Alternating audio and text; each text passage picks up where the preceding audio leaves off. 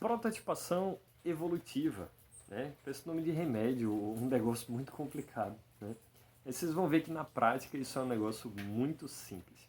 Nesse ponto do projeto que a gente está, como eu já falei para vocês, né? A gente já sabe qual é o intuito do nosso produto e já tem também algumas coisas bastante bem estruturadas sobre ele.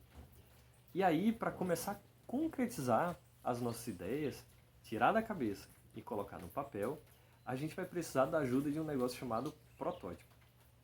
Os prototipos são basicamente uma maquete, ou um modelo simplificado da realidade, né? No caso da ideia que a gente teve, que tem como intuito, principalmente, tangibilizar aquelas nossas ideias abstratas e tornar elas em coisas visualizáveis.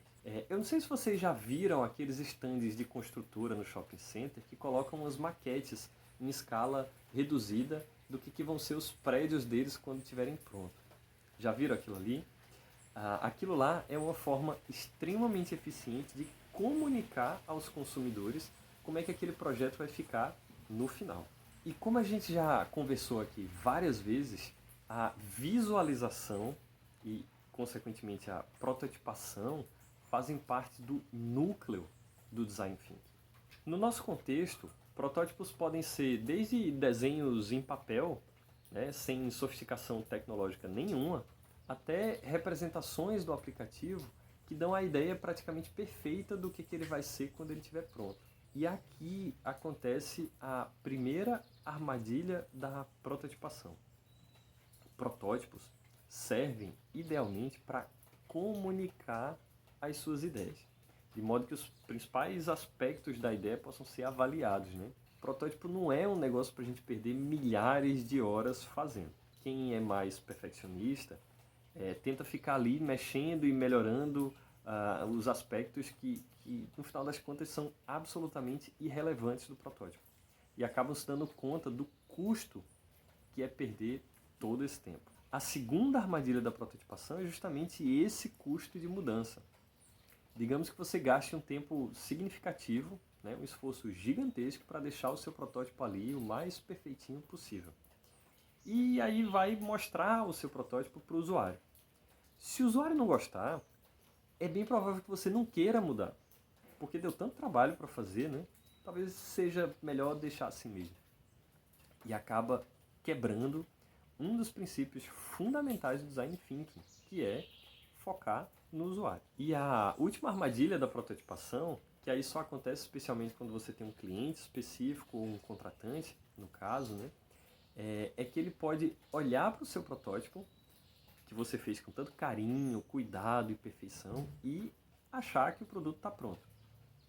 E simplesmente não entender por que ainda demora tanto tempo para implementar aquele negócio ali que teoricamente já está pronto, né? É aí que entra a ideia da prototipação evolutiva, ou evolucionária, como alguns chamam também, né? A ideia por trás desse negócio é começar fazendo protótipos da forma mais simples possível, para que a gente não tenha medo de descartar, de jogar fora esses protótipos se for preciso.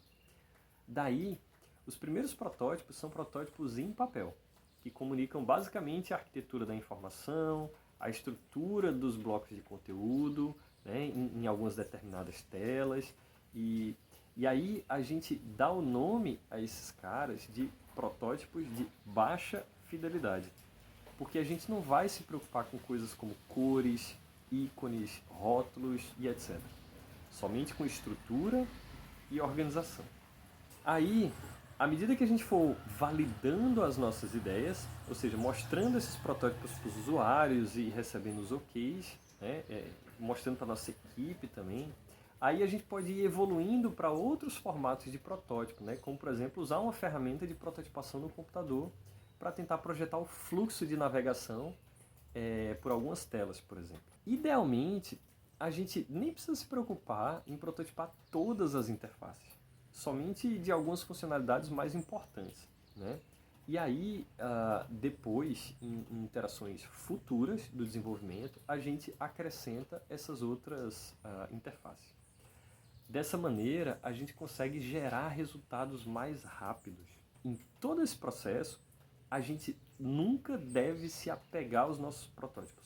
A gente deve sempre encará-los como hipóteses que devem ser verificadas o mais rápido possível. E aí, nas etapas futuras, a gente vai evoluindo e evoluindo até que a gente possa chegar a um protótipo de mais alta fidelidade. Que aí sim vai ter o objetivo de representar o que vai ser uma versão, né, na prática daquele produto ou serviço. E ainda assim, talvez você só precise chegar nesse nível de precisão de prototipação se tiver uma funcionalidade ou outra que seja muito crítica ou muito complicada de imaginar. Existem ferramentas extremamente sofisticadas para fazer e testar protótipos diretamente do computador, por exemplo. Mas para mim, nenhuma dessas ferramentas é tão simples e efetiva quanto papel e caneta. Por isso, keep it simple. Comece pelo mais simples e vá complicando aos poucos e à medida que for necessário.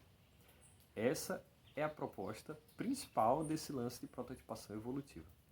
A principal vantagem da gente passar a fazer protótipos no computador é facilitar e simular a interatividade, ou seja, o que acontece quando eu clico aqui ou quando eu arrasto alguma coisa ali. Se você procurar direitinho aí no Google, vai ver que tem muita gente que até consegue simular essa interatividade com protótipos de papel também. Mas, sem dúvida, o computador é mais efetivo nesses casos. É importante levar em consideração que existem muitas decisões a serem tomadas nesse processo de prototipação, né? Tipo, por quais funcionalidades eu começo? Qual grau de fidelidade fazer? Que elementos representar? Que ferramentas adotar? E é claro que existe uma orientação de priorizar as funcionalidades mais relevantes e adotar as ferramentas mais simples.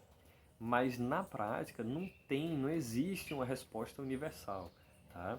Cada projeto é um caso e cada escolha precisa ser muito bem fundamentada.